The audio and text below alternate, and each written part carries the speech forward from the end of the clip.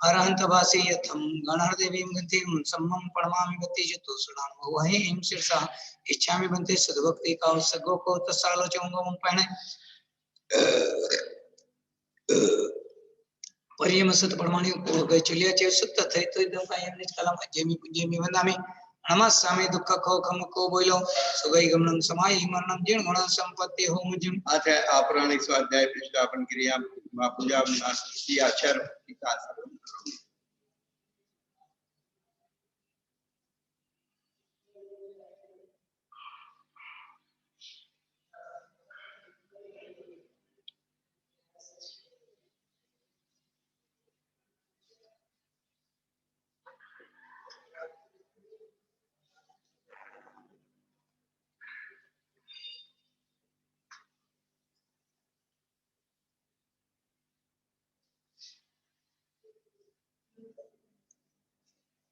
जल्दी पार के स्वपरमत विभावना पठोमतिभ्य सोचत्रवणे व्योनवरुभ्यो छत्तीस गुण सम्मग्गे पंच विहाचार करण संधरि से शिष्याणुग पुष्टे धम्माहिरि सदा वंदे गुरुभक्ति सन्निमेया तरन्ति संसाय सायरं घोरं क्षीणन्ति अट्टकमं जम्मं पावन्ति ये नित्यमृत मंत्र होम निर्ता ध्यानाग्निहोत्र कुला षट्कर्मा विरतस्तपो धन धना साधु प्रिया साधव शील प्रावरणा गण प्राणास चंद्रार्कते ज्योतिका मोक्ष द्वार कपाट पाटण भटा प्रीणन्तु मां साधव गुरु पंतुनो नित्यं ज्ञान दर्शन नायका चारित्राणो गंभीरा मोक्ष मार्गो उपदेश का इच्छामि बनते आहिरी भक्ति का सद्गो को तस्सालोचम समणान संदर्शन समाचारित जितानम पंचव्याचारम आर्याणम आयरति सुदुनाम उपदेश्याणम उवज्जायाणम तीन गुण पालन प्रयाणम सबसावणम निष्कालम जेमी वंदामि नमस्सामि दुख को कम को भयौ सुखे गमन समाहि मरणं देवगुण संपत्ति ओम मोक्ष मार्गस्य नेतारं वेत्तारं कर्मभूतां ज्ञातारं विश्वतत्त्वानां वन्ति तत्त्वोन्नतैः देवादिदेव गद्यराज आदिनाथ भगवान की जय देवादिदेव महावीर भगवान की जय गोमतेश्वर बाहुबली भगवान की जय कंदरवती भगवान की जय जन्म को द्वादाता वही निर्माणी माता की जय कुल आचार्य भगवान की जय उमा स्वामी आचार्य भगवान की जय विशेष अधिके आचार्य तपस्वी आचार्य भगवान शांता महाराज की जय सत्य की पता जी आचार्य श्रमण गुरुवर सिद्धम सागर महाराज की जय ज्ञान श्रमणी आचार्य सत्य महाराज की जय पूजपाल आचार्य भगवान की जय महाराज की जय शांति की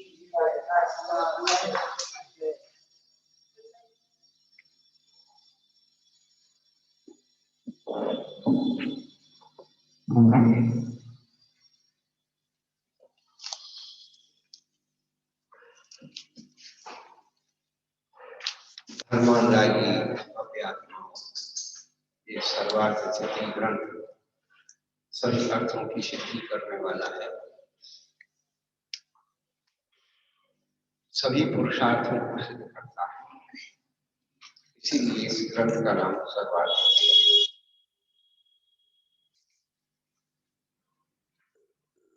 जीव के हित की कामना करता है, जीव की भ्रमण की कथा, जीव के अंदर क्या क्या विद्यमान है और जीव कहाँ कहाँ विद्यमान है, क्या जीव के अंदर क्या क्या है और जीव कहाँ कहाँ है। तो पहले और दूसरे अध्याय में जीव के अंदर क्या क्या है ना, और तीसरे चौथे अध्याय में भी कहाँ कहाँ है।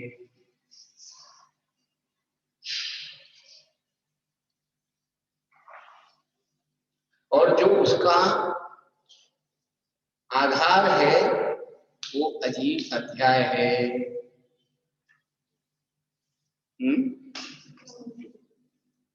उसको जीव को लाने ले जाने में सहायक कौन हो रहा है, स्थान कौन दे रहा है, ये सब कौन कर रहा है? अजीब।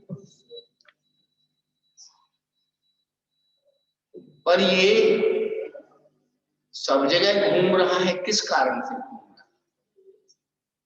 तो आश्रय हो गया। जीव के अंदर जो आ रहा है वो आश्रय, और जीव के अंदर आने से किसी को रोक देना संभव है। जीव के आने के साथ मिल जाता वो बंद हो गया,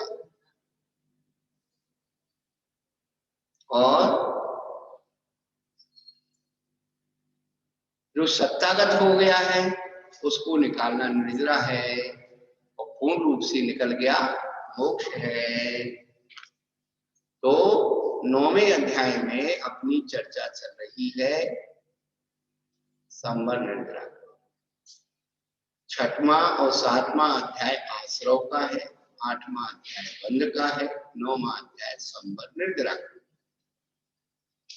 आश्रव निरोधा संवराः समुक्ति समिति धर्मानुप्रेक्षा परिषदे चारित्रयी तपसा निद्रा। 9वां अध्याय 2 सूत्रों का विश्लेषण, गुप्ति समिति धर्म अनुप्रेक्षा परिषदे चारित्रयी और तपसा निद्रा। 2 सूत्र का आप नक्शा बना लीजिए। दोनों अध्याय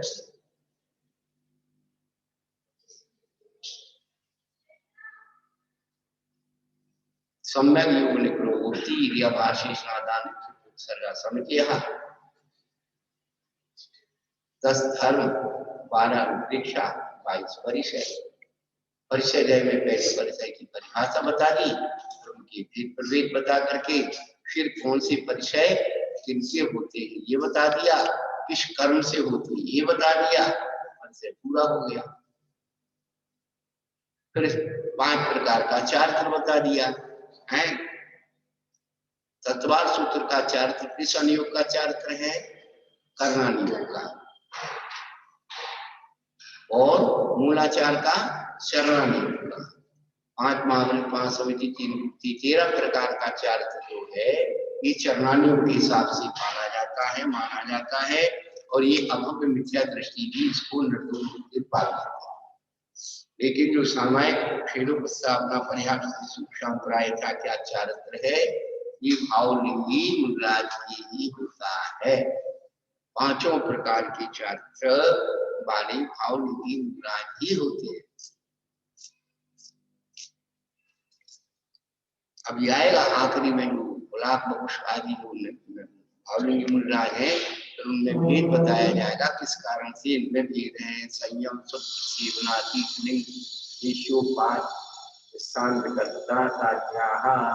इनके द्वारा भेद करते। तो अभी अपनी जो कल्पना चल रही है 12 तप में सबसे पहले बहिरंग की 6 तप बताएगी, फिर अंतरंग की 6 तप हो, राशिद विनय वैयाध्याय विसर्ग ध्यानानुग्रहम,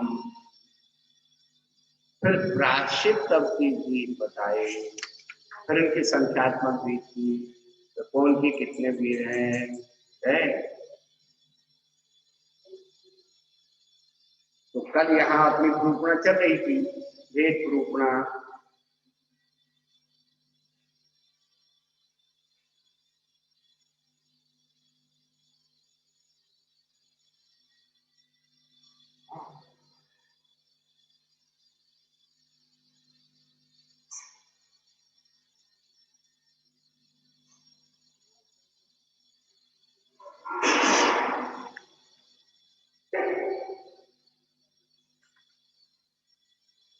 नौ चतुर्दश पंच विभेदा यथाक्रमं प्रार्थना। तो इन्होंने प्रायश्चित के 9 भेद किए, विनय के 4 भेद किए, वैयावत के 10 भेद किए, और उनके स्वाध्याय के 5 भेद किए, और विसर्ग के 2 भेद। ध्यान को क्यों छोड़ दिया? ध्यान के भी 4 भेद बता देती, क्या फर्क पड़ रहा? विशेष तो बताना ही है, लेकिन ये जो अंतरंग तप के भेद हैं, ये नियम से क्या है, संबंध निद्रा के कारण है। लेकिन ध्यान तो आत्म ध्यान भी है, तो ध्यान संसार का भी कारण हो सकता है, इसलिए उस ध्यान को अलग, ये विशेष बात है। उसके बारे में विशेष तो बताने इसलिए उसको अलग कर दिया, लेकिन जारी तो लिखना था, इसमें नियामक हो जाते, नियम से संबंध निद्रा का काम, और उसको उससे अलग करने के लिए अलग से सूत्र बनाना पड़ा, अनवस्था दोष उत्पन्न हो। फिर उन्होंने प्रायश्चित के 9 भेद के बता करके आलोचन, प्रतिक्रमण, तद्भय, विवेक, निस्संग, तपच्छेद, परिहारों की स्थापना, ये प्रायश्चित के 9 भेद कर दिए। उसके बाद विनय के, तो ये संबंध निद्रा का उपकरण होने के कारण इसमें उन्होंने ज्ञान, दर्शन, चारित्रोपचारा, ज्ञान विनय, दर्शन विनय, चारित्र विनय, उपचार, और दूसरी जगह उनको आचार्य ने 5 प्रकार की विनय, ज्ञान विनय, दर्शन विनय, तप विनय और उपचार, चारित्र विनय, उपचार, तो दोनों को अलग किया, तप और उपचार।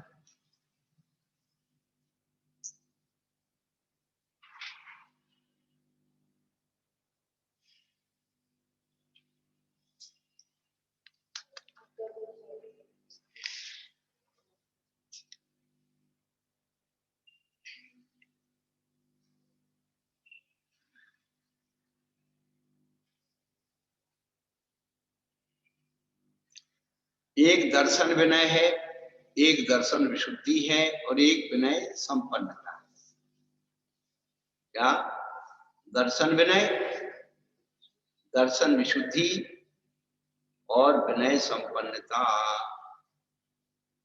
तो सम्यक दर्शन के साधनों की विनय करना, ये दर्शन विनय है।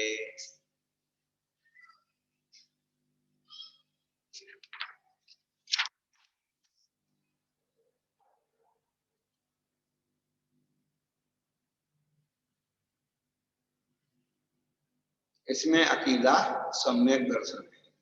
और दर्शन विशुद्धि, पूरे मोक्ष मार्ग पर रुचि रखना, क्या कि रत्नत्रय मोक्ष मार्ग है, ये दर्शन विशुद्धि। निर्दोष और विनय संपन्नता, मोक्ष मार्ग और उसके साधकों की विनय करना, विनय संपन्न।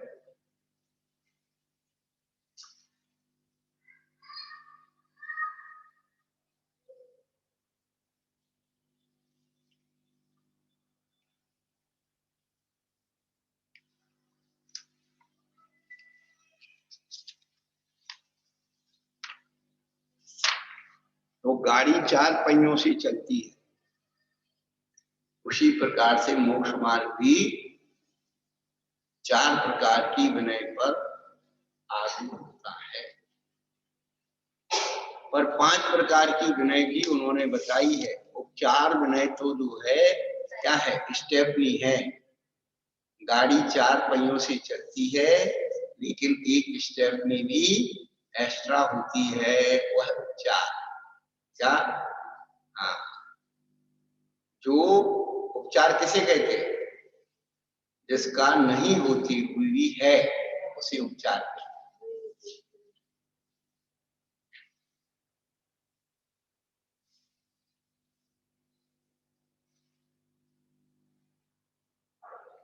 और वैयाव्रत के 10 भेद किए। आचार्य, उपाध्याय, तपस्वी, शैक्षिक, लान, कण, कुल, संग, साधु, मनुष्यानाम, ये अंतरंग तप है। वैयाव्रत को अंतरंग तप में लिया है। तो वैयावृत्ति का फल क्या है? समाधि की प्राप्ति, चिकित्सा का अभाव और वात्सल्य की, प्रवचन वात्सल्य की अभिव्यक्ति के लिए वैयावृत्ति की जाती है। है। अब हम आप लोगों की क्या भैया वृत्ति करें, केवल इतना, माता जी यहाँ ठीक हो गया, माता जी कोई दिक्कत तो नहीं है, इतना पूछ लिया, वही भैया वृत्ति। केवल हाथ पांव दबाने का नाम भैया वृत्ति थोड़ी है। शब्दों के द्वारा भी किसी का मनोबल टूट रहा है तो उसको उठा देना। अरे आप चिंता मत करो, क्या लिखा है? किन किन कारणों से, व्याधि के होने पर, परिचय के होने पर, विख्यात आदि की प्राप्त होने पर, ऐसी परिस्थितियों में क्या करना, शरीर की चेष्टा द्वारा या अन्य द्रव्य द्वारा उसका प्रतिकार करना वैयावृत्त तप है। किसी को ठंडी लग रही है तो उसको थोड़ा सा अनुकूल इंतजाम कर दो, उष्णता का, चर्या में उसका अनुकूलता का जो है वो बना दो, वही वैयावृत्ति होगी। वैयावृत्ति ये थोड़ी है कि भैया सब बातें बातें मीठी बनाते रहो और सब नहीं।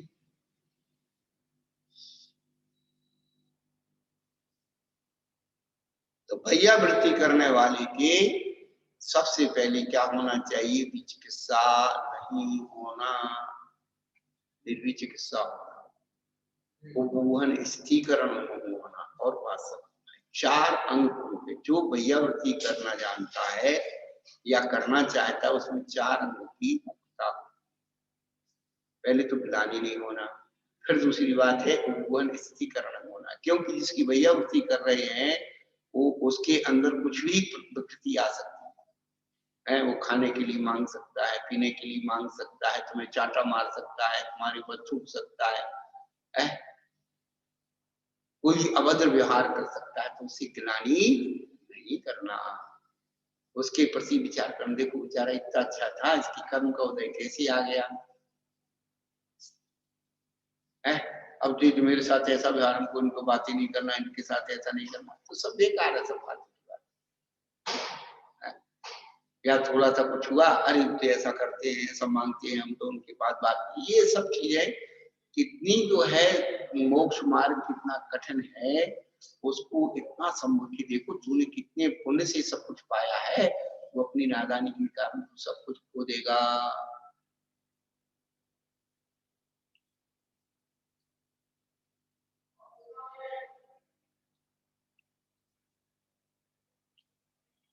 तो किसी के गिरे हुए मनोबल को उठाना भी वैयावृत्ति है। तुम चिंता क्यों करता है, बैठा हूं, देखे कौन क्या कर सकता।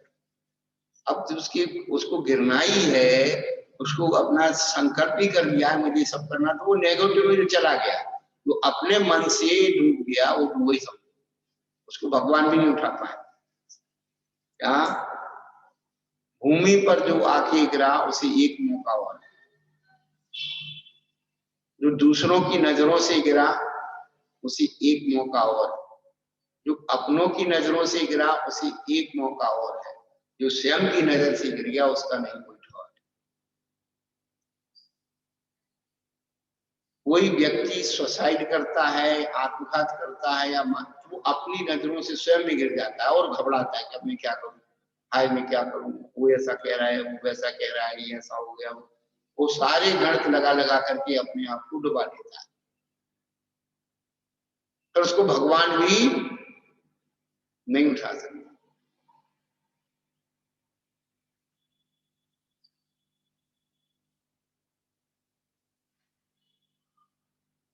इसलिए वैयावृत्ति हमेशा करते रहना चाहिए। अंतरंग तप है, सबसे पहली बात अंतरंग तप है। अपने भी जीवन में कभी ऐसी स्थिति आ जाए, हमने दूसरों को नहीं किया तो दूसरा हमारे लिए कैसे करते। आज जो चाहे ग्रस्तों में हो चाहे साधुओं में हो, एक चीज तो बिल्कुल अभाव हो गया, जो अच्छा पढ़ लिख गया, छोटा है तो बड़े को कचरा समझता है, क्या जानता है, हम सब जानते हैं, हमें सब पूछ रहे हैं। और जो अनपढ़ है, छोटा है, अब क्या करे, कहाँ जाए। अरे ज्ञानियों की सेवा करो, नम्रता रखो, उनके अनुकूल माहौल बना के दो, उनके अध्ययन में उनके सहयोग करो, आपका ज्ञान अपने आप बढ़े।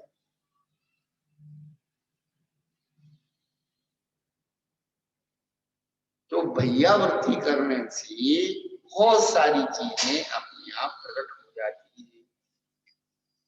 है।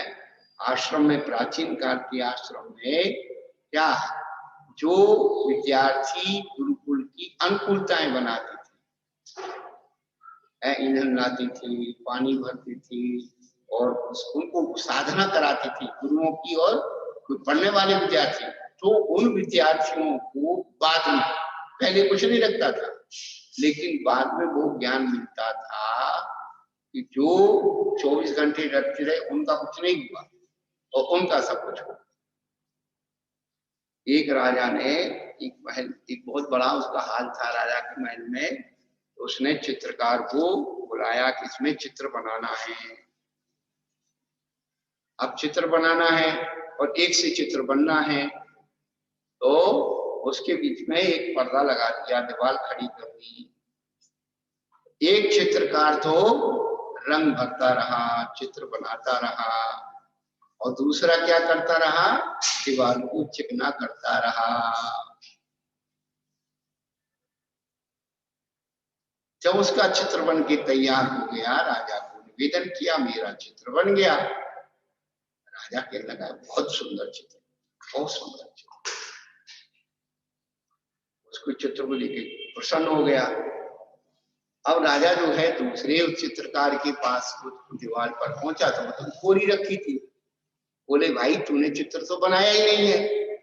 बोले राजन चित्र तो बन गया, आप इस पर्दे को हटाओगे तो आपको ये चित्र इसमें दिखेगा। तो जैसे पर्दा हटाया, बिल्कुल रिलैक्स। तो एक तो जो है चित्र बनाने में मेहनत की, लेकिन दूसरे ने चित्त को शुद्धि कर दी। क्या? हाँ, यदि अपन को कुछ नहीं आता है तो चित्त की शुद्धि यदि आती है तो जो सामने वाले का ज्ञान है वो हमारे अंदर ही भी कर सकता है। क्या बात करते हैं? ईर्षा, द्वेष, कसाय, मात्सर से हमने अपने ज्ञान को स्वाहा कर दिया। प्रदोष, निंदा, मात्सर्यांतराया, साधन उगाता ज्ञान दर्शन। ज्ञानावरणी दर्शनावरणी कर्म की जो 9 कर्म है, इनमें ही हमारा उपयोग लगा रहता है। अच्छी बात समझ ली, जान ली, अच्छी बात की व्याख्या हो रही है, अरे क्या ये सब लगे हुए हैं, तो हम ही जानते हैं, इससे क्या होना है, हमें नहीं सुनना है। तो तत्व की बात पर भी अपनी चेतना को क्या समर्थित नहीं करना। आत्महितकारी वचनों का क्या बहुमान नहीं करना, यही क्या है, प्रदोष है। अपने अज्ञान को ज्ञान रूप प्रदर्शन है, ऐसा नहीं है, ऐसा नहीं है, मैं नहीं जानता, ज्ञान का अपलाप कर देना। और जो ज्ञान देने योग्य है फिर भी नहीं देना, मात्सर्य। कोई इस ज्ञान के प्रति उत्साहित हो रहा है सीखने के लिए, तो अंतराय डालना, किताब छपा देना, लाइट बुझा देना, हल्ला मचाना, पानी फैला देना, दुनिया का करना। ये प्राणी मात्र की चित्त की वृत्तियां हैं। और कोई दूसरा उसको बता रहा है तो उसको भी बताने से मना करना कि तू मत बता, इसे खुदने नहीं दिया, उसे खुद लेने नहीं दिया, खुदने नहीं दिया, और तीसरे को मना करना, तो क्या हो गया, आसाधन हो गया। इसी तरह से उसने ज्ञान प्राप्त कर लिया तो उसके ज्ञान के पीछे पढ़ करके पढ़ना, उसका ज्ञान को अज्ञान बनाने की कोशिश करना। और ये निरंतर अपनी मन वचन कायमी, यही सारी चीजें हैं। और अपन सोचे अरे हमने कुछ किया नहीं, हो रही ऐसी कैसे हो, बड़ी सूक्ष्मताएं हैं मन वचन काय। कर्म सिद्धांत को अपन पढ़ ले, 6वां और 8वां अध्याय, ये 2 अध्याय ऐसे हैं, इसमें किसी धर्म, जाति, वर्ण, वर्ग का कोई भेद नहीं है, प्राणी मात्र। 7वां अध्याय तो श्राप का 4 है, शुभ का है कि शुभ चाहिए तो ले आओ, तो श्राप का 4 में व्रतों की रूपना है।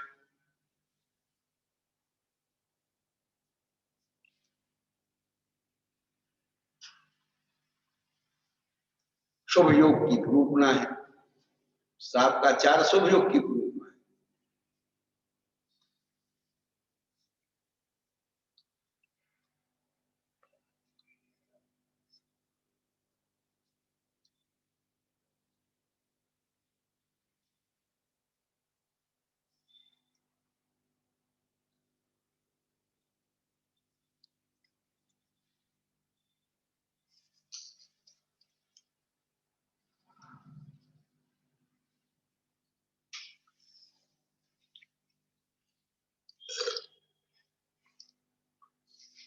तो वैयावृत्ति का जो स्वरूप है, उन्होंने आचार्य उपाध्याय आदि की लक्षण बताते हुए इसमें बताया,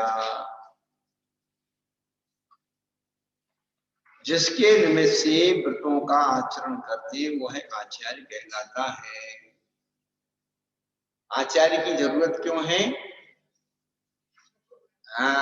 व्रतों को पंचाचार परायण है। अपम परम जुंजई सो आर्यो मुनि हेयो। जो स्वयं को और अपने शिष्यों को पंचाचार का पालन कराते हैं वे आचार्य हैं। और मोक्ष के लिए पास जाकर जिससे शास्त्र पढ़ते हैं ये उपाध्याय है।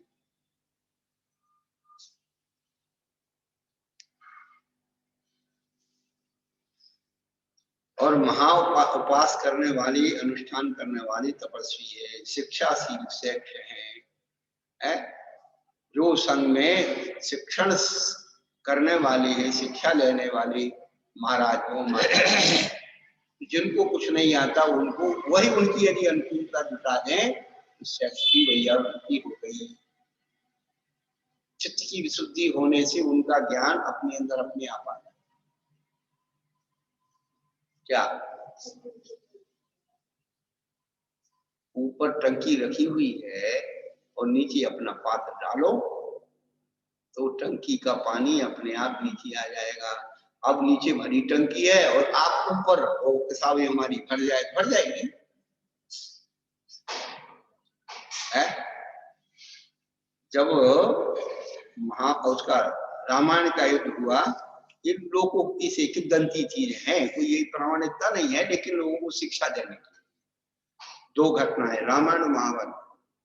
तो लक्ष्मण से कहा राम ने, भैया रावण बहुत ज्ञानी है और वो तो मर रहा है, तो तुम जाकर के उससे तो शिक्षा ले लो।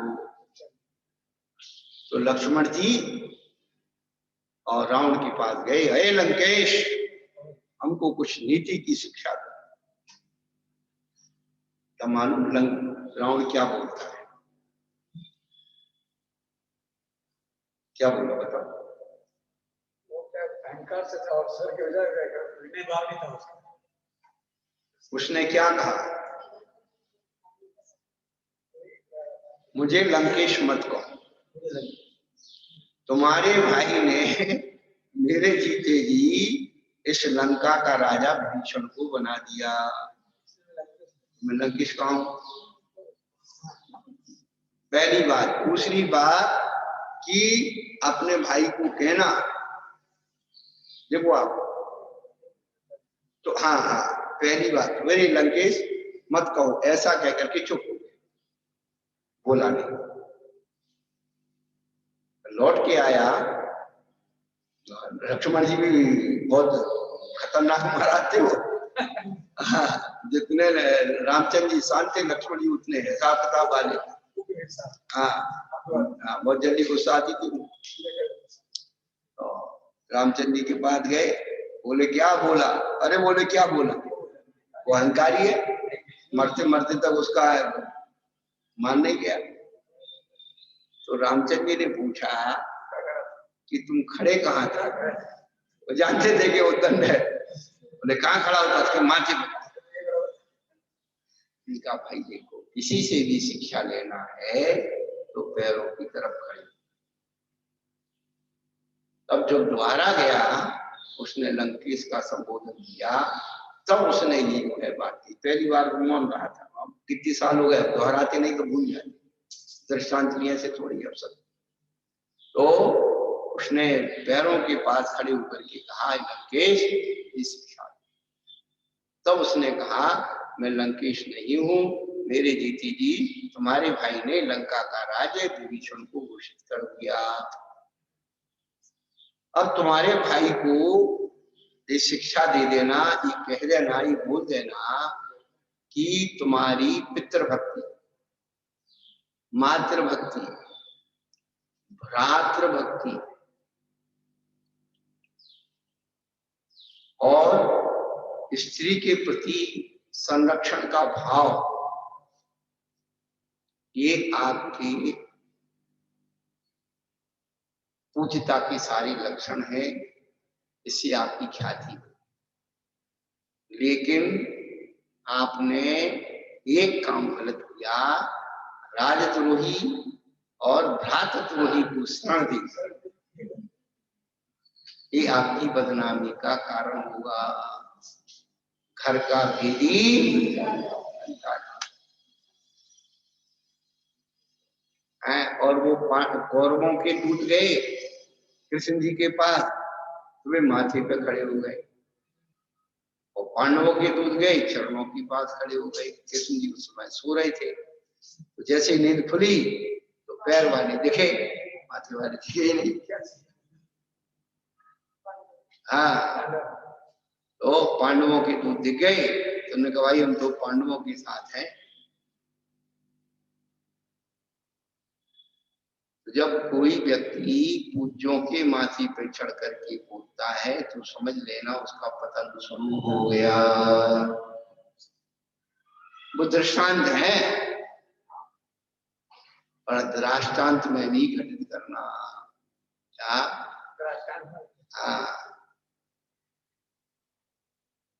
पुराने लोग कहते थे अफसर की अगाड़ी और घोड़े की पिछाड़ी से बच के रहो।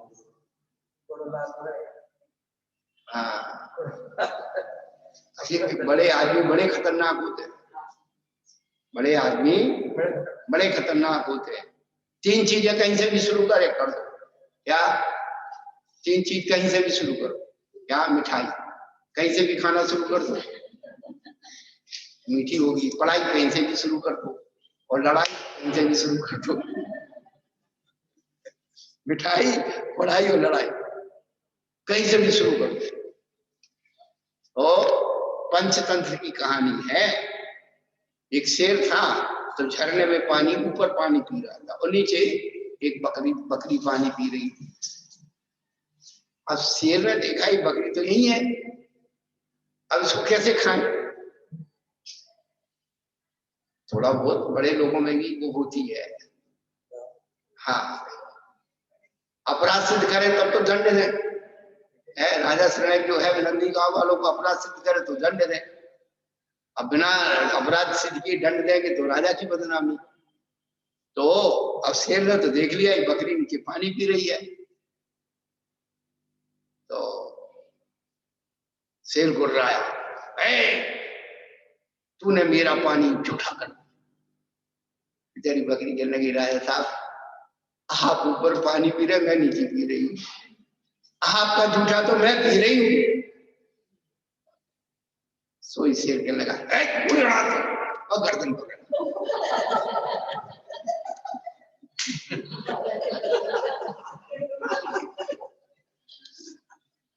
ये बड़े लोग ऐसे होते हैं। तो बच्चा बेचारा सही भी बोलता है तो बड़े लोग उसको बोलेंगे है तो बच्चा तो क्या जानता है। हाँ, यही तो मैं कह रहा था कि बड़े लोगों को गर्दन पकड़ना है ना, तो वो कहीं से भी पकड़ते फिर, इसलिए बड़े लोगों के सामने बड़े हिसाब से बोलना है।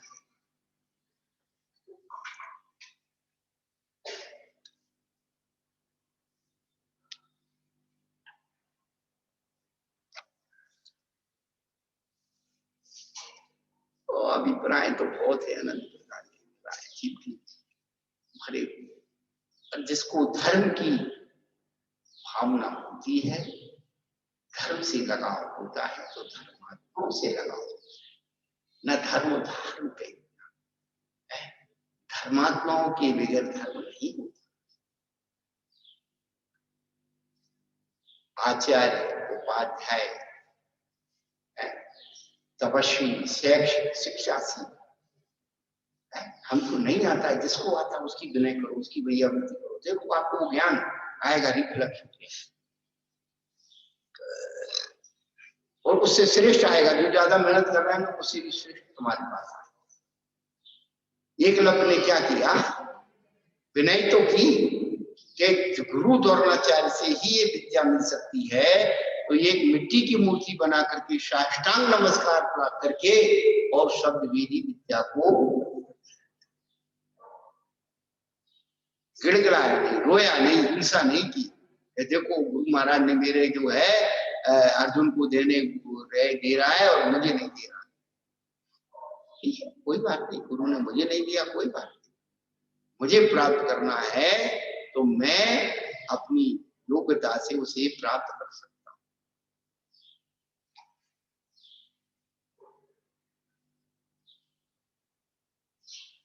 गुरु यदि हमारी उपेक्षा कर दे तो हमारा कल्याण हो सकता है, लेकिन हमने अपने गुरु की उपेक्षा कर दी तो 3 काल में कल्याण नहीं होगा।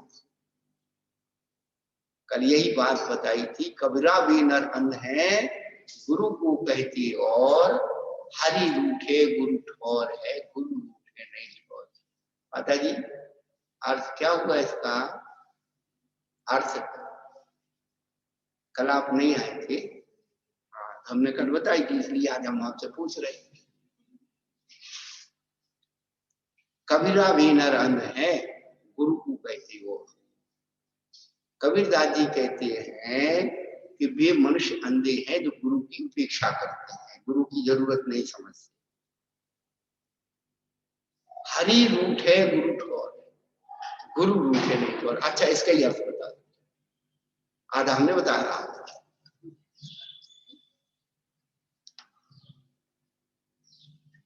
बेटा परीक्षा के लिए ये तो सबके लिए, बेटा इसमें कोई दिक्कत नहीं है, कुछ जैसे हमने समझा था, हम भी उसको ऐसे ही समझते थे, लेकिन जब उसका चिंतन किया था उसने कुछ अलग बात निकली।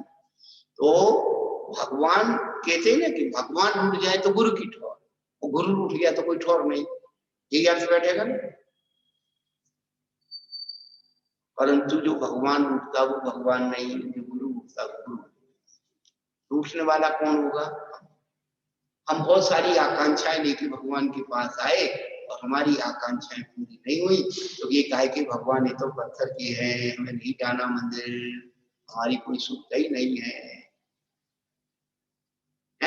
और गुरु के पास आए, गुरु ने कोई आशीर्वाद देना भूल गए या कोई उपयोग में लगा, गुरु ने थोड़ी उपेक्षा कर दी, कहे कि गुरु। उपेक्षा कौन करेगा? भक्त करेगा। तो एक बार तुम भगवान से रूठ जाओ, रूठने वाला कौन होगा? भक्त। एक बार तुम भगवान से रूठ जाओ तो गुरु क्या करेगा? हरि रूठे गुरु ठोर। भगवान से रूठने के बाद गुरु के पास ठोर है, स्थान है, जगह है। और गुरु से यदि हम रूठ गए, हमारा कहीं ठोर नहीं है। इसलिए गुरु गोविंद दो खड़े काके लाग पाए, बलिहारी बाबू। गुरु वह सामर्थ्य है जो रूठे हुए भक्त को भगवान से पुनः मिला देता है।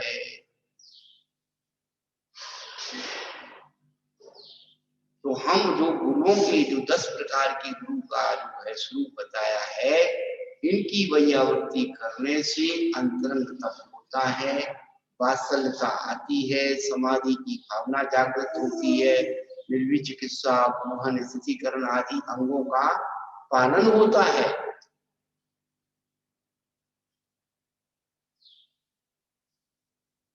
इसलिए वैयावृत्ति जरूर करना चाहिए। ये जरूर नहीं कि ये छोटी माता जी है तो हम बड़े होकर के नहीं करें, बड़ों को छोटों का ध्यान जरूर रखना चाहिए। इसलिए आचार्य के मूल गुण में क्या 12 कप दिए, और उसमें वैयावर्ती भी था।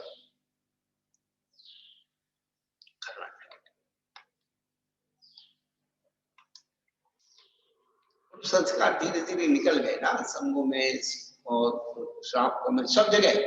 अब कुछ नहीं, वो 2-3 माता जी इकट्ठी हो जाएंगी, उनकी कोठी बन जाएगी, वो दूसरी तो बात ही रहो। और महाराज वो तो की वो बन गई, वो उन्होंने कहा अपनी व्यवस्था कर लो, बाकी के सब जाने, हम दो हमारे दो, माँ बाप को धक्का सब समाजा बना। वैयाव्रत की भावना, वैयाव्रत कितना व्यापक शब्द है। एक चिंतन से आनंद आता। अब हम कुछ नहीं कर सकते, 2 शब्द अच्छे बोल करके तो उसके वो कर सकते। सेक्स प्लान है, जो बीमार है, रोने है, उनके अनुकूल वातावरण, कुल जो गुरु परंपरा, आचार्य परंपरा की शिष्य समुदाय कुल है।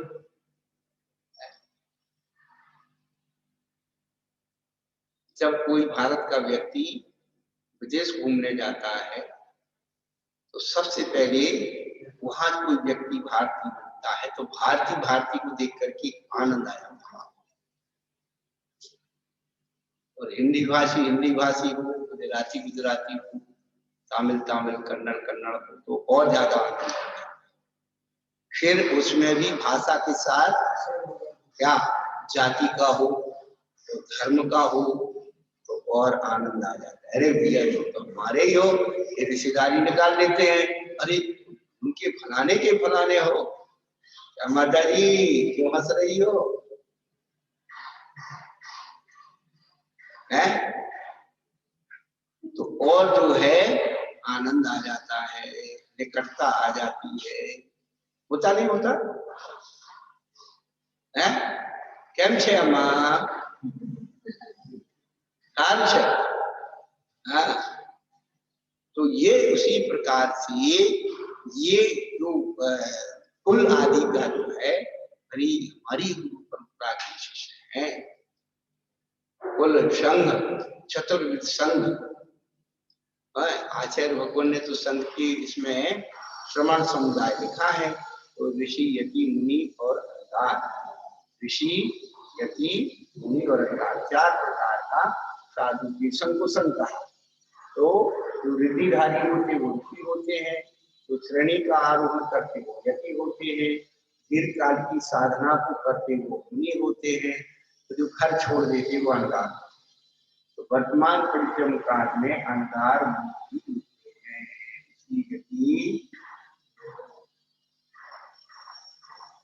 इतना कठिन है ये साधन मार्ग, अंगार बनना भी बहुत, अंदर का घर निकाल देना बहुत कठिन है।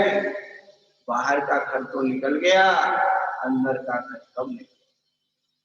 कबीरदास जी कहते हैं क्या, कबीरा खड़ा बाजार में लिए कुलाटी हाथ, और जो घर फूके आप मुंह चले हमारे।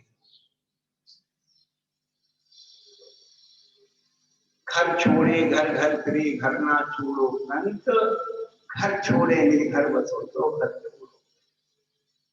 तो घर छोड़ना बहुत कठिन है।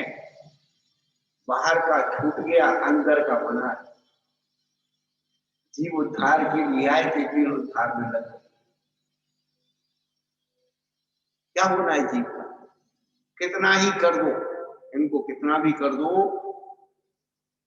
संकलेश के सिवा कुछ नहीं। बुंदेलखंड में गणेश प्रसाद जी वर्णी जी हुए और वहां पर मोरा जी उनके जमाने में खरीदा गया। मराठों का बाड़ा था, बहुत बड़ा स्थान था, तो जैन समाज ने उसे खरीद लिया। फिर वहां पर वर्णी जी ने विद्यालय बनवाया, आश्रम बनाया, सब छात्रावास करके सब सुविधाएं दी। ज्यादा कुछ बनाना नहीं पड़ा, पुरानी थी तो उसमें अभी भी पुरानी बिल्डिंग है, वो पुराना बहुत अच्छा। तो वहां पर बीच में मैदान था, तो वहां पर एक बहुत बड़ा हॉल बना और ऊपर मूर्ति रखी गई बाबूजी भगवान, बीच में मंदिर सब। तो वहां पर जो नीचे हॉल है, पूरा जो हॉल है, वहां पर बरनी जी की सूक्तियां लिखी, वचन लिखे, बहुत अच्छे थे। हमने 89 में चतुर्मास किया था बोला जी।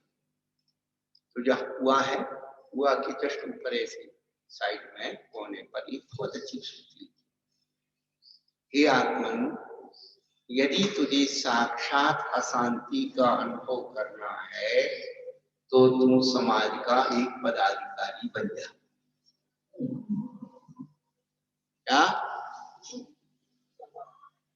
क्या कहा उन्होंने कि साक्षात अशांति का अनुभव करना है तो समाज का पदाधिकारी बन जा, पता लग जाएगा शांति क्या होती है और अशांति क्या।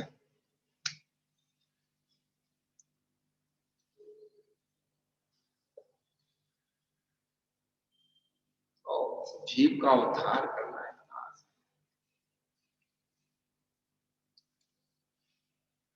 तो गिलान गण कुल संघ साधु चिरकाल दीक्षित, साधु कहते हैं, और मनोज्ञानाम। वीरसेनाचार्य ने नवला जी में लिखा है, जो अमृत सम्यक कृष्ण है, आचार्य के द्वारा मान्य है और मुनि दीक्षा लेने का इच्छुक है, ऐसे अमृत सम्यक कृष्ण को भी मनोज्ञ मुनि कहा।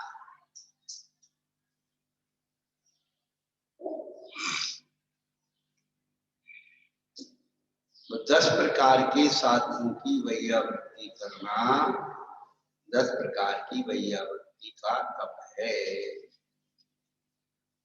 अब वैयावृत्ति के बाद आया स्वाध्याय।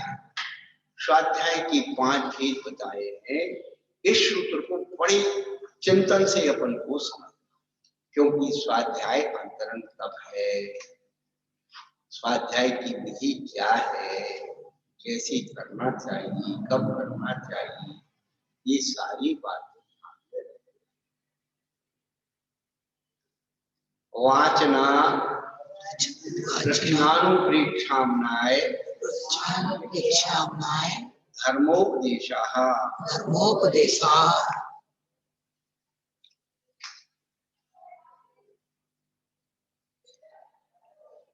वाचना, रक्षणा, अनुप्रेक्षा, आमनाय और धर्मोपदेश, ये 5 प्रकार का स्वाध्याय है। पहले बता देते हैं, शास्त्र पढ़ना और स्वाध्याय करना दोनों में अंतर है। क्या?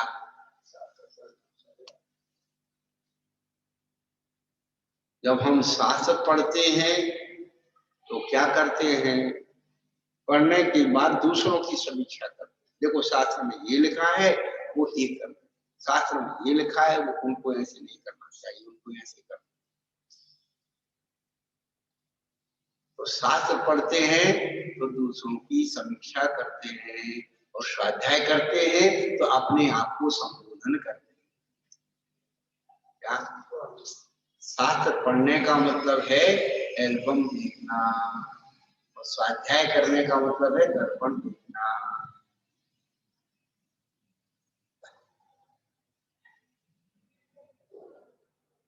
तो शास्त्र पढ़ने वाले तो घर घर में पैदा हो गए।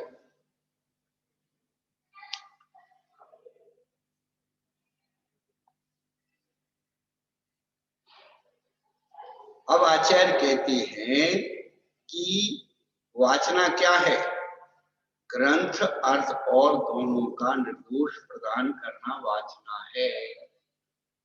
ग्रंथ यानी शब्द और उसका अर्थ, तो शब्द भी शुद्ध हो और उसका अर्थ भी शुद्ध हो, और दोनों की शुद्धि मिलकर के उभय हो, तब हो वाचना नाम का स्वाध्याय।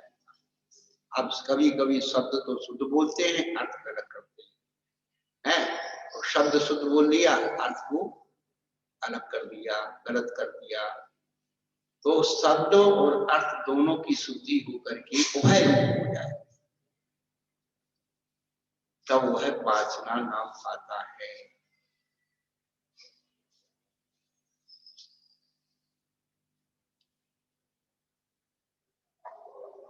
प्रश्न, संशय का उच्छेद करने के लिए अथवा निश्चित बल को पुष्ट करने के लिए और प्राणियोग, इसमें प्राणियोग छूट गया है हिंदी, क्या प्राणियोग प्रश्न, प्राणियोग का मतलब है दूसरों को अनुयोग का लाभ हो। प्रश्ना नाम का स्वाध्याय क्यों किया जाता है? माता जी, अभी हमने आपसे एक प्रश्न पूछा था या श्लोकार्थ पूछा था, इसलिए पूछा कि आपको भली नहीं मालूम है तो कोई दिक्कत नहीं है, मालूम है तो और अच्छी बात है, लेकिन हम कोई बात इसलिए अपनी तरफ से प्रश्न उठाते हैं कि शायद हो सकता है आपके मन में संकोच हो कि हम कैसे पूछ लें। तो हमेशा ये ध्यान रखना, प्रश्न पूछने वाला एक ही बार मूर्ख बनता है। अरे इसको इतनी सी बात नहीं आती, ऐसे प्रश्न पूछ रही। तो प्रश्न पूछने वाला एक ही बार मूर्ख बनता है, और जो प्रश्न पूछता नहीं वो सारी जिंदगी भर मूर्ख बना देता। पहला लक्षण। दूसरा, अपन उसके बारे में जानते भी हैं तो भी पूछना चाहिए। क्यों पूछना चाहिए? क्योंकि हर व्यक्ति की हिम्मत नहीं है पूछने। तीसरी बात, जानते हैं पर ये सही है ये सही है तो भी पूछ लेना चाहिए, तो संशय का विच्छेद होता है। क्या? पूछने से दुविधा निकल जाती है, पहला। दूसरा, निश्चित बल आधार, उसी का जो हमने सोच रखा है उसी का यदि जवाब मिल गया तो उसमें दृढ़ता आ जाती कि जो हमने सोच रखा था वो सही है। और तीसरा, एक के प्रश्न करने से 10 को लाभ हो गया। इसलिए हमेशा प्रश्न जानते हैं, उत्तर जानते तो भी प्रश्न पूछना चाहिए, नहीं जानते तो भी पूछना चाहिए, कहीं दुविधा है तो भी पूछना चाहिए। और मान लो हमने आपसे प्रश्न पूछा है, इसलिए नहीं, आपको नीचा दिखाने के लिए नहीं, आपके अंदर विशुद्धि बनाने के लिए, आपको उत्साह बढ़ाने के लिए है। आपके अंदर ये प्रश्न उठ रहा है, हो सकता है आपके अंदर प्रश्न उठ रहा हो और आप ये लिखिए, तो हमने आपकी तरफ से प्रश्न कर दिया।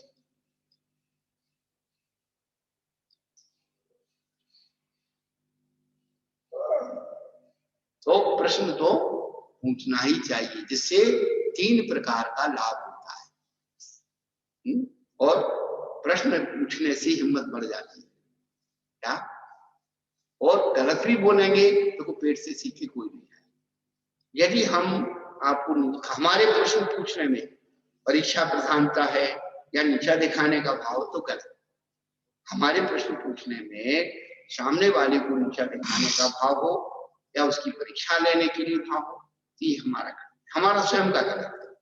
पर ये है कि इनके अंदर प्रश्न पूछने की संकोचता जो है दूर हो जाए, और कुछ उनका चिंतन हो सकता है कि हमसे भी अच्छा कोई चिंतन करके रखा हो और संकोच में नहीं बता पा रहा हो, तो हमें भी लाभ हो जाए।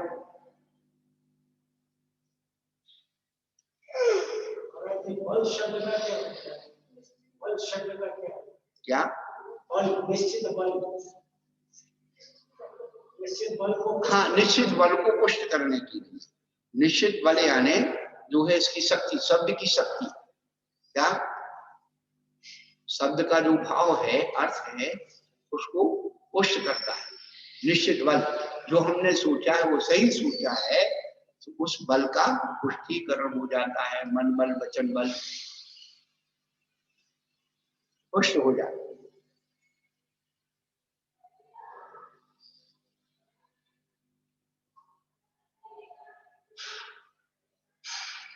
और परानुयोगा, दूसरे को अनुयोग का लाभ हो। परानुयोग का मतलब हिंदी टीकाकार ने उसको छोड़ दिया।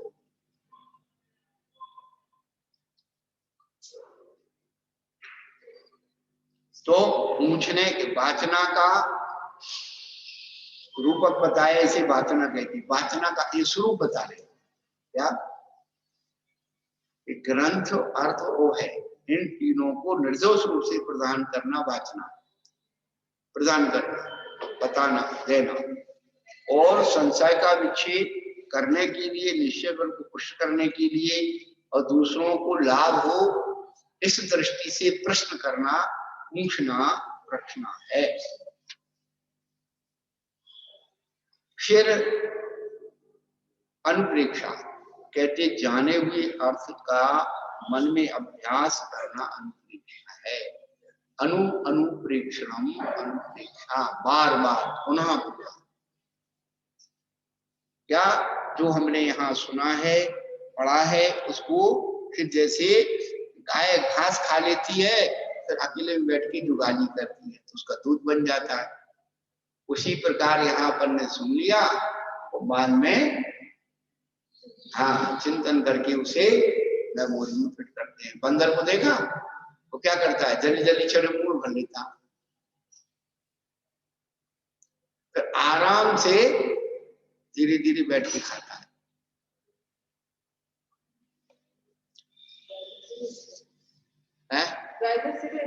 हाँ, गाय पहले उसको खा लेती है, फिर थोड़ा थोड़ा करके उसको निकालती है, मुंह में लाती है, फिर जुगाली करती है, तब उसका रस बनता है।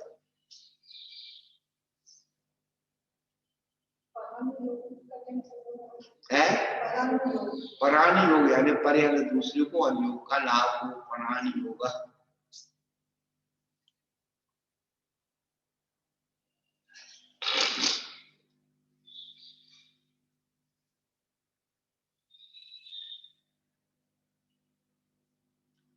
अनुप्रेक्षा जाने हुए अर्थ का मन में अभ्यास करना। अभ्यास नहीं करेंगे तो सब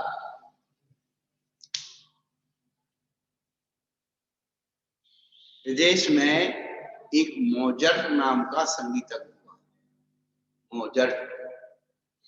उसने अपनी 7 या 8 वर्ष की उम्र में अपने देश के नामी ग्रामी जितने संगीतकार थे सबको संगीत विद्या में पढ़ा। उसका इंटरव्यू लिया गया, उससे पूछा गया कि आपकी इस संगीत विद्या का क्या राज है? उसने एक शब्द में उत्तर किया, मेरा अभ्यास। उसने कहा यदि मैं एक दिन अभ्यास ना करूं तो दूसरे दिन क्या हो जाता है, स्वर चूक जाता है। 2 दिन अभ्यास ना करूं इतनी भूल हो जाती है कि संगीत विद्या को जानने वाले इस व्यक्ति को पकड़ लेते हैं। और 3 दिन यदि अभ्यास नहीं करूं तो सबकी पकड़ में आ जाती है।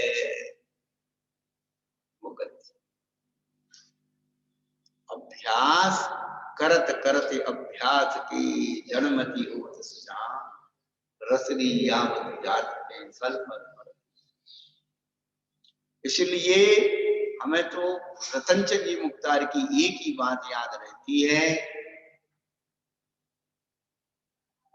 कि किसी भी ग्रंथ को कम से कम 3 बार पढ़ना चाहिए, कम से कम 3 बार। ये मत सोचो कि हमने पढ़ लिया तो हमें नहीं पढ़ना, कम से कम 3 बार पढ़ो। और नहीं भी समझ में आ रहा है, नहीं भी याद हो रहा है, हम जब किसी को प्रेरणा देते हैं तो एक ही बात कहते हैं, 2 नियम ले लो, ना तो याद करना है ना समझना, 3 बार पढ़ना है। पहले टेंशन हो जाती है कि अरे समझ में नहीं आता इसलिए नहीं पढ़ती, अरे याद नहीं होता इसलिए नहीं पढ़ती, तो टेंशन पहले से निकाल दो। अरे तू पढ़ेगा तो समझ में आएगा, समझ में आएगा तो याद अपने आप हो जाएगा। अरे तू पढ़ेगा ही नहीं, अब समझ में आ गया तो क्या पढ़ना है? और फेल होने के डर से परीक्षा नहीं दी तो फिर तो वैसे ही याद तो वैसे नहीं होना। जो परीक्षा नहीं देता है वो कभी फेल भी नहीं होता। क्यों?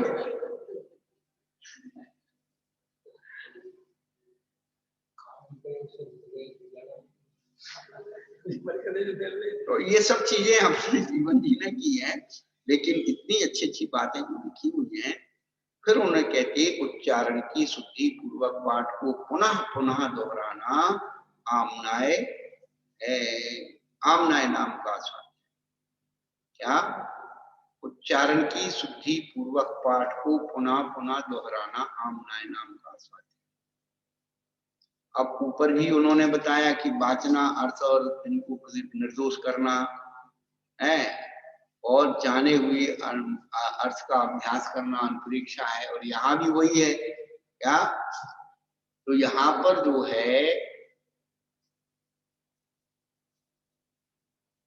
गद्य पद्य चंपू आदि की जो भाषा है, पहला लक्षण व्याकरण की दृष्टि से शब्दों की शुद्धता का उच्चारण का उद्देश्य। क्या? यति, राम, उसके पढ़ने का ढंग। अब कबड्डी कबड्डी खेल ली, हो गया काम। उमा स्वामी आचार्य ने लिखा दशाध्यायी परिच्छिन्ने तत्वार्थी पठ्ये सति फलम स्यात् उपवासस्य भाषितम्। क्या? तत्वार्थ सूत्र के 10वें अध्याय का पाठ करने से एक उपास का फल मिलता है। हमारी अम्मा जी ने सुन लिया। अम्मा जी कहती है अब पढ़ना तो आता नहीं है, बिटिया सुना देव, बहु सुना देव, मारे पट भक्ता मत सुनना है, तत्वार्थ सूत्र सुनना। अब उसको टाइम नहीं है। अब टाइम नहीं है तो उसने धरा, कबड्डी खेली और हो गया अम्मा जी का पाठ।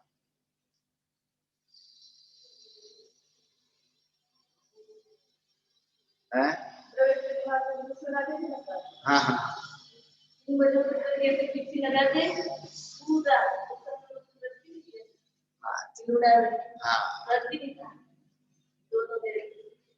तो उच्चारण की पद्धति, क्या आलाप पद्धति,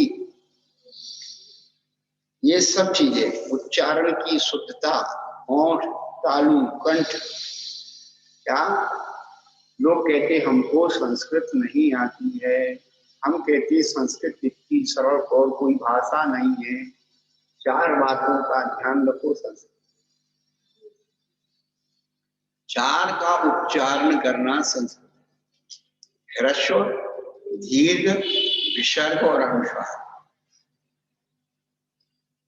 संस्कृत का उच्चारण मतलब 4 बातों का ध्यान रखना।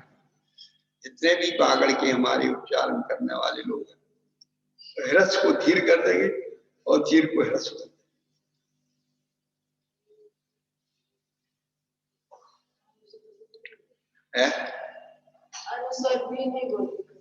हाँ वो तो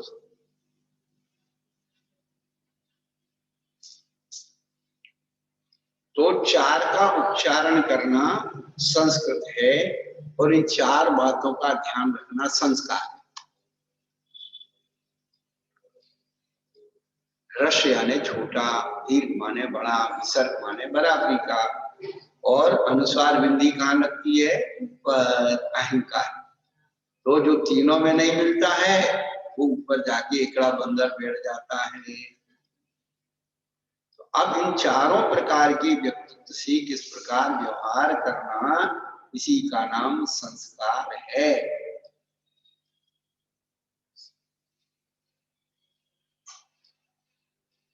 जब आप रसोई बनाते हैं तो नमक, हल्दी, धनिया, जीरा, कितनी चीजें हो गई? 4 चीज। अब मिर्ची तो आपके स्वाद के हिसाब से खाओ नहीं खाओ, लेकिन 4 चीज डल गई तो सब्जी में स्वाद आ गया, स्वादु बन गई। बाकी मिर्ची विर्ची ये सब जो है उपसर्ग प्रत्यय तद्धित समास है, ये सब क्या?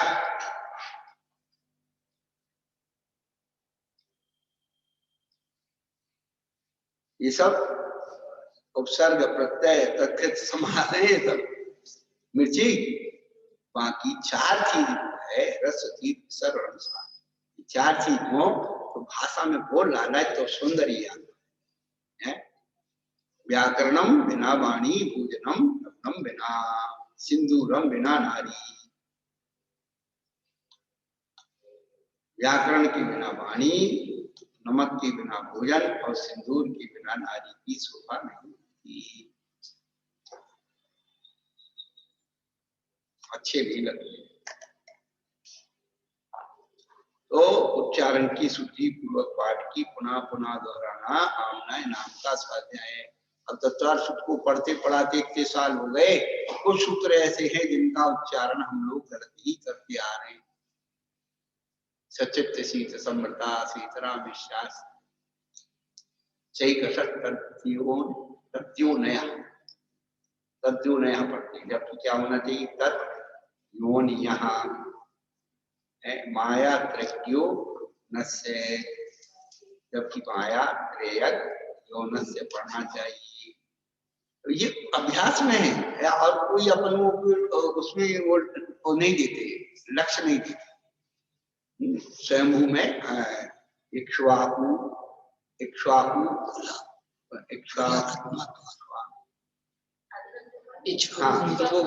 इक्ष्वाकु कुलनंदन हम पढ़ते हैं, लेकिन कुलादि रात्मवान इक्ष्वाकु कुलादि पढ़ते। तो ये शब्द को जो है इधर पढ़ना चाहिए वो उधर पढ़ देते, और वहां पढ़ना चाहिए वो इधर पढ़ देते। तो व्याकरण की जो दृष्टि होती है, जैसे अभी पढ़ रहे थे ना अपन कौन सा सद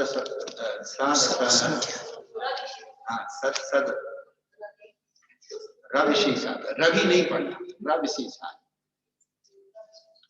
रवि शेषाद नहीं पढ़ना, रविशेषाद। एक मंगलाचरण पढ़ते हैं, नहीं मुख्य मात्र नहीं।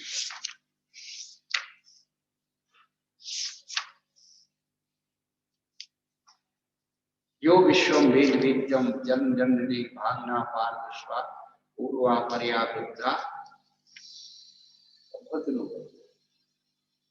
इक्ष्वाकु कुलनंदना इक्ष्वाकु कुलादिरात्मवान, तो कुलादिरात्मवान पढ़ देते। मुमुक्षुवाकु कुलादिरात्मवान,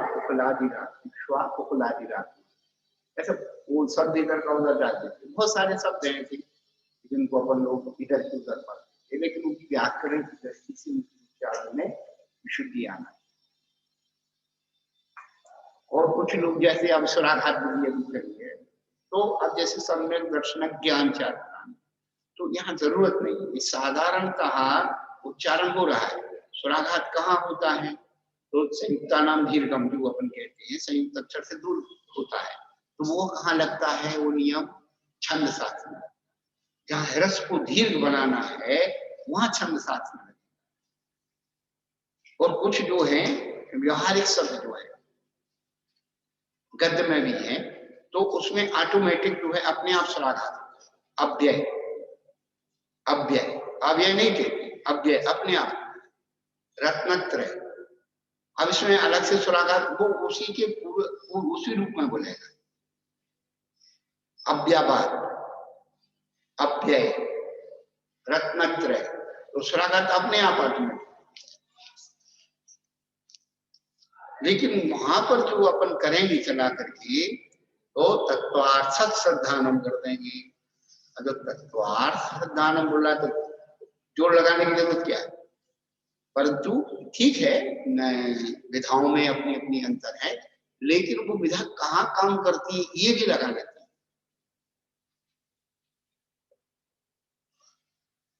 अब एक जगह पूरे तत्वार्थ सूत्र को स्वराघात विधि से उन्होंने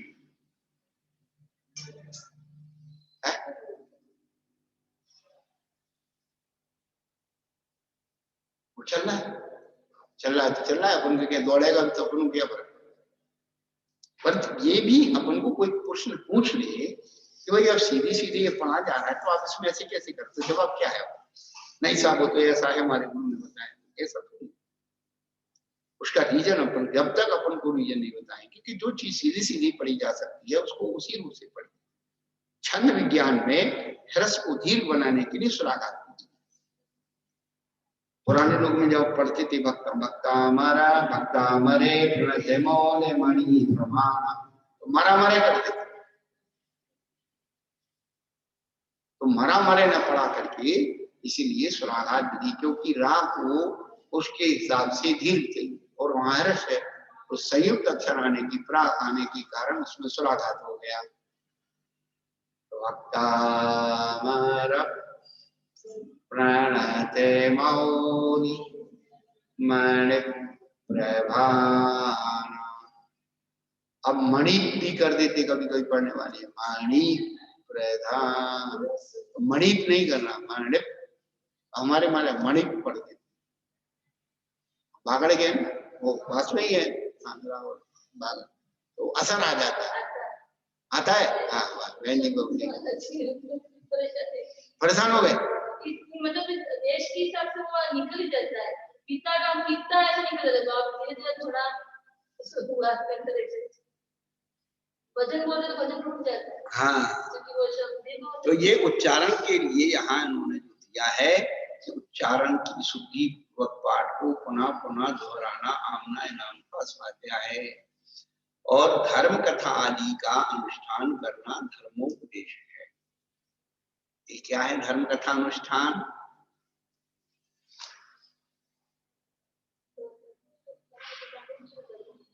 विधान करना, पंचकरण की दृश्य दिखाना है, और मैना सुंदरी का नाटक है, ये जो नाटक आदि हैं उन धर्म कथाओं का अनुष्ठान प्रयोग करके दिखाना, क्या ये भी स्वाध्याय है धर्म कथा अनुष्ठान।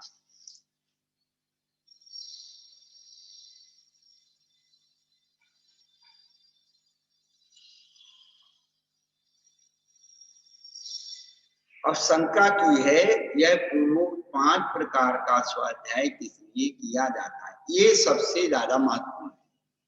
उनका स्वरूप बताया, अब उनके स्वाध्याय का फल बता रहे कि वाचना नाम के स्वाध्याय से क्या होता है?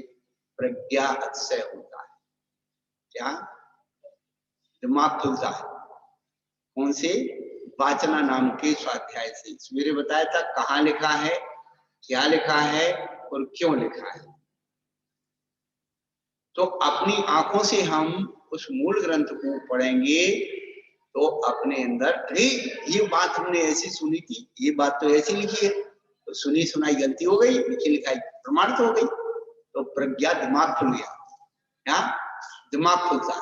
प्रज्ञा से का मतलब दिमाग खुलना। तो किसी वाचना नाम के स्वाध्याय का क्या फल है? प्रज्ञा अतिशय। हम लोग कहते हैं महाराज आप ये लाते कहां से? तो ये पढ़ करके आया, वाचना कर करके आया। प्रज्ञा अतिशय, ये प्रज्ञा में पहना पड़ा। और प्रक्षणा नाम के स्वाध्याय का क्या फल है? प्रशस्त अध्यवसाय। अध्यवसाय को प्रशस्त करने के लिए, अपने उपयोग को प्रशस्त बनाने के लिए क्या प्रक्षणा नाम का स्वाध्याय किया जाता है।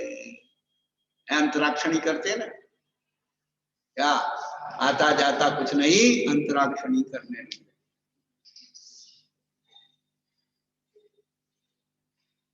तो क्या हो गया? प्रक्षणा नाम की स्वाध्याय से अध्यवसाय होता है।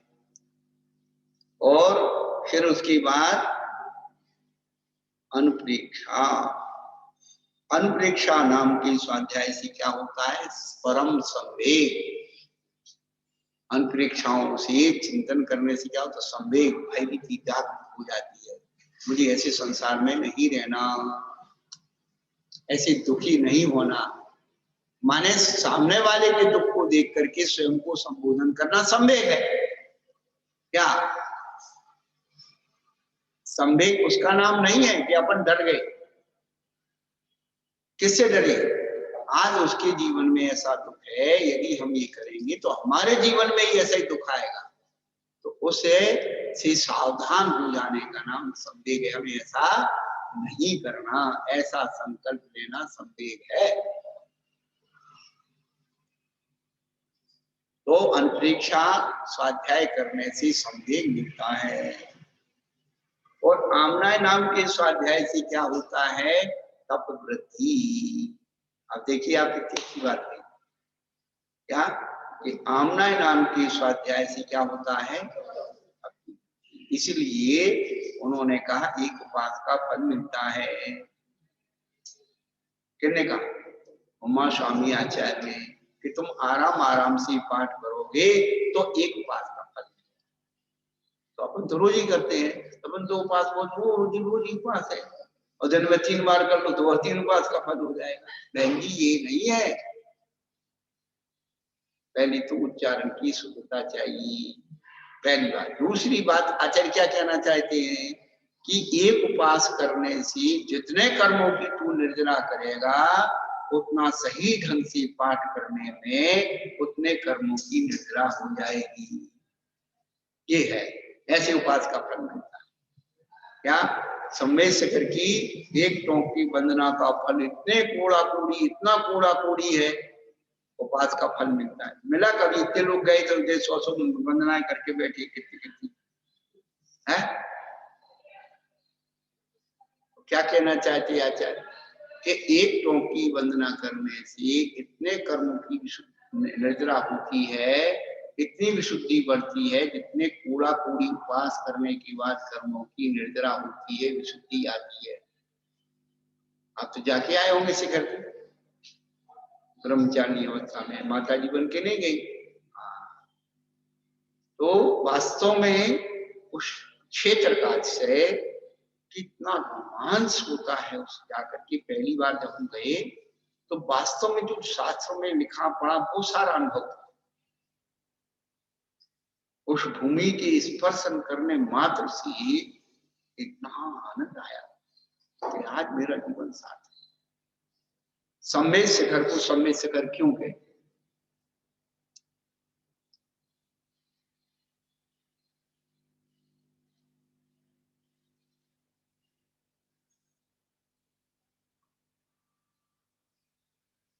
सम्मेद शिखर, सम्यक प्रकार की मेद यानी मिट्टी, उसका जो शिखर ऊंचाई है उसको सम्मेद शिखर। क्या? जिस भूमि की स्पर्श करने मात्र से सम्यक दर्शन की उत्पत्ति होती है उसे सम्मेद शिखर। तो उस मिट्टी में सम्यकपना कहां से आए? तो जब भी कोई भगवान मोक्ष जाते हैं तो उनका पूरा शरीर कपूर की तरह उड़ जाता है, नख और केश रह जाते हैं। अग्नि कुमार जाति के देव उन नख और केश का अग्नि संस्कार करते हैं, उससे राख बन जाती है और हवा के द्वारा उसके कण मिट्टी में मिल जाते हैं। देव का वंश भस्मी को उदल ले जाते हैं। तो उस कणों के जो संस्कार हैं वो मिट्टी बन गई, मिट्टी में मिट्टी बन गई, मिट्टी में बीज डल गया, उसी का रस उस पेड़ में आ गया। फिर बीज से वृक्ष बन गया, वृक्ष से बीज बन गए, बीज से वृक्ष बन गए, और उसी प्रकार से उसकी लेयर चढ़ती चली गई। उस संस्कार से ये कितना बड़ा पर्वत बन गया।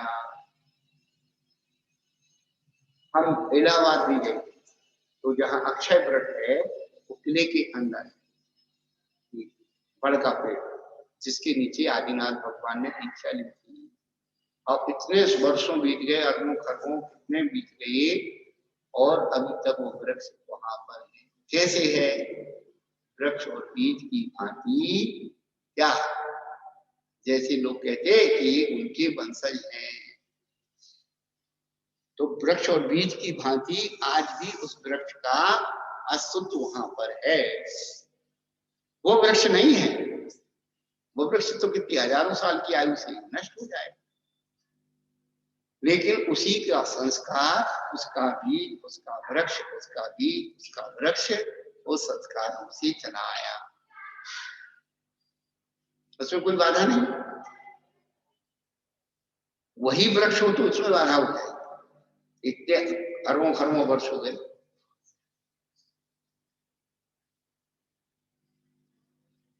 तो बीज वृक्ष न्याय से उस प्रकार से चलता है। उसी प्रकार से ये क्या अपन बोल रहे, तपव्रति, उच्चारण करने से, शुद्ध उच्चारण करने से क्या होता है, तप की वृद्धि होती है।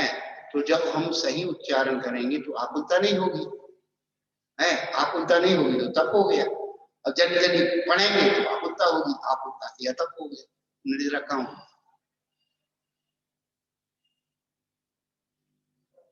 जितना हम पाठ को अंदर में अनुगुंजित करेंगे, प्रतिध्वनित करेंगे, उतनी ज्यादा कर्मों की निर्जरा होगी,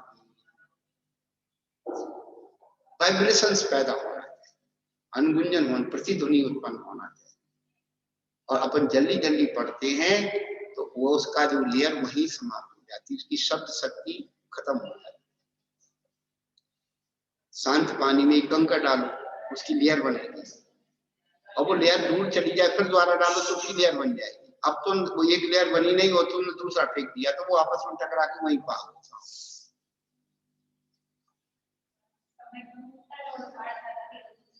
तो किसने कहा पाठ ज्यादा करो, किसने कहा 10 पूजा करो? हम तो हमेशा कहते हैं पूजन करने वालों को कि आज तुमने आदिनाथ भगवान की पूजन की है तो कल अजितनाथ भगवान की। ये मूर्ताएं मान्यताएं कि यदि मूल नायक की पूजा नहीं की तो भगवान उपास ही रह जाएंगे। हाँ, ये सब हमने बचपन से सुनते आ रहे ना बहन जी, कि पूजा नहीं की तो भगवान उपास है। भगवान का क्या, भगवान तो 200 से रहते हो गए, पूजा तो अपने लिए, भगवान के लिए थोड़ी है। हजारों सालों से जो मूर्तियां तलघरों में रखी, उनकी कौन पूजा कर रहा था? क्या पूजी नहीं हो गई क्या? ये भगवान उपास बैठे। यही मूर्ताएं हम लोग अनादिकाल से छोड़ रहे हैं। रोज एक नए तीर्थंकर की पूजा करो, और ये जरूर नहीं कि उसने लिखा है, आपके अंदर भक्ति पूजा भक्ति मार्ग है। आप यदि जानकार हो तो रोज एक अच्छा छंद बना के भगवान की पूजा करो, कौन मना कर रहा है? वृंदावन कवि, उनको छंद का ज्ञान था, तो रोज नई पूजाएं बना करके और पूजा कर, फिर उन्होंने 24 पूजाओं का संकलन कर दिया, बात अलग है, लेकिन रोज नई पूजाएं बना के। आज देखो जो पूजा नहीं करता वो पूजा बना के रही, पूजा पढ़ो, ये बहुत अच्छी पूजा। तो बंदी मिला दी, अध्यात्म भर दिया, वो भर दिया, इधर उधर की बातें भर दी, बस जल चढ़ाने से कुछ नहीं हुआ, चंदन चढ़ाने से कुछ, तू चढ़ जाने कुछ नहीं हो रहा।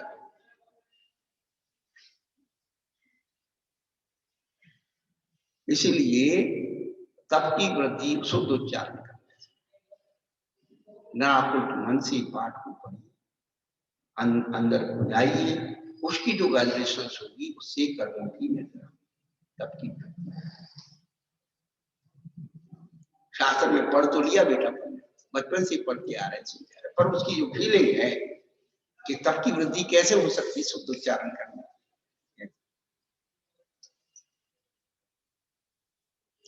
सम्मित से कर गए और वो आगे निकल गया, वो पीछे रह गया, वो हमको जल्दी वंदना करनी है। अरे वहां जाओ, वहां चरणों का ध्यान करो, उतनी आत्माएं उस स्थान से सिद्ध गई हैं, उसी दिशा में रख करके ऐसा लगे हम सिद्ध शिला पर ऊपर की तरफ देख रहे हैं, सिद्ध शिला दिख रही है, अनंत सिद्ध बैठे हुए हैं, उन्हीं में भगवान यहाँ बैठे हुए, उनको हम यहाँ से 3 परिक्रमा लगाओ, देखो उसका आनंद। तब कर्मों की निर्जरा होगी। अब तुम भागम भाग लगे, अभी थोड़ी भूख लग रही है, प्यास लग रही है, वो आगे निकल गया, पैर दुख रहे हैं, साहब हो गया तुम्हारी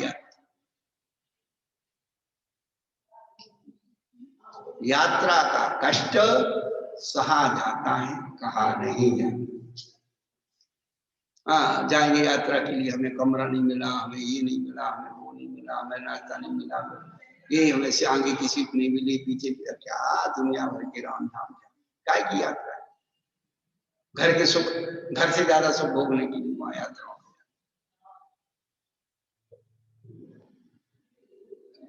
ये तो सब ठीक है, नौकर्म की है, कैसे भी करेंगे, लेकिन वास्तविक अनुभूति, उस तप की अनुभूति, उच्चारण करने में तप की अनुभूति, कर्मों की निंदा कितनी शांत भाव से आप गुनाइए उसको।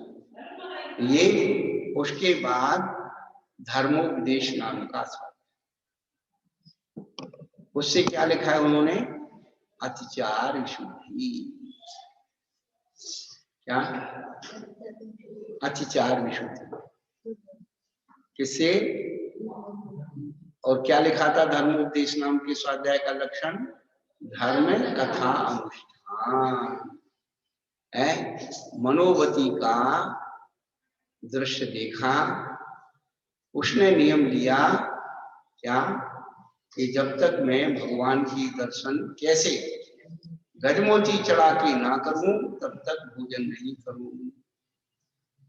उसके अंदर इतनी दृढ़ता थी, तो इतना शिथिल हो रहा है नहीं,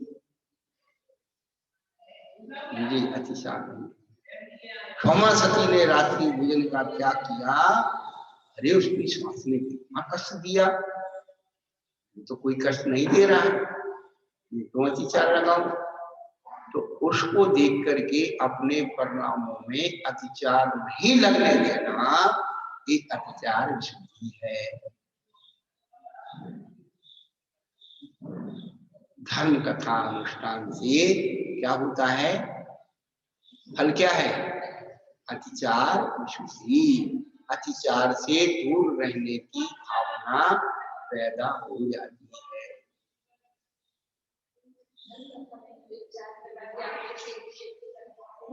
हाँ, धर्म कथा अनुष्ठान पद दिया, देखो अनुष्ठान पद प्रैक्टिकल करके दिखा, वो तो आ जाएंगे कथा में, उसमें कोई बात नहीं है, परंतु जो प्रयोगिक रूप से दिखाते हैं उससे एक अलग प्रभाव पड़ता है। पढ़ना बात अलग है और अनुष्ठान को दिखाना। तो ये पंचकला की पूजा जो होती है तो उसमें दिखाए ना, जिन महिमा दर्शन से सम्यक दर्शन हो जाता है। तो जो देवता है वो जिन महिमा के दर्शन की, पंचकला की पूजाओं को देख करके समझ पाते, मनुष्यों को नहीं होता। मनुष्यों को तो जिन बिंब दर्शन दिया है, जिन महिमा दर्शन नहीं, क्योंकि पंच कल्याण करने का अधिकार तो देव परिवार को ही है, तुम्हारा कुछ नहीं है उसमें। तुम्हारे लिए केवल एक मौका रहता है आहार का, तो वो भी कितना पुण्यशाली जीव होगा जो उसको पूर्व जन्मों में अभ्यास किया है, महाराजों को नरसिचार आहार दिया है। कितनी विरलता है पूर्व प्रयोग।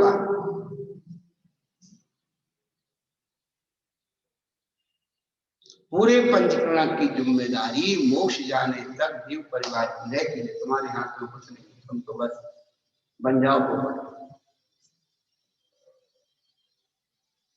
इसलिए जिन महिमा दर्शन सम्यक दर्शन का निमित्त है देवों मनुष्यों के लिए। हाँ, धर्मोपदेश 3 अभी तो पढ़ के आए नहीं थे।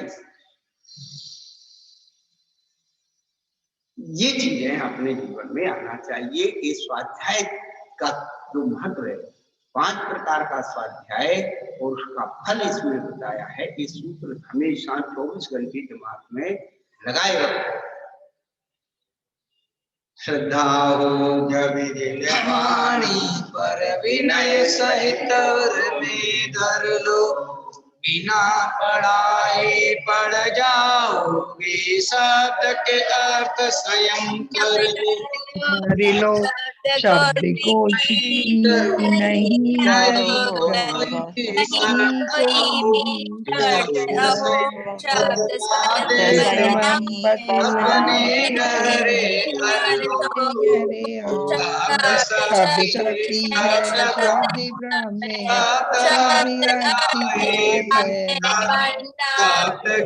से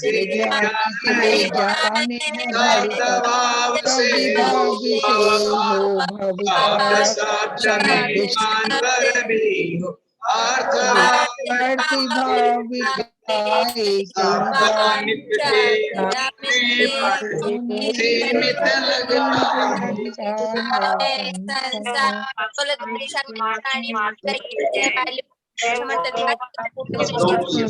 सीमित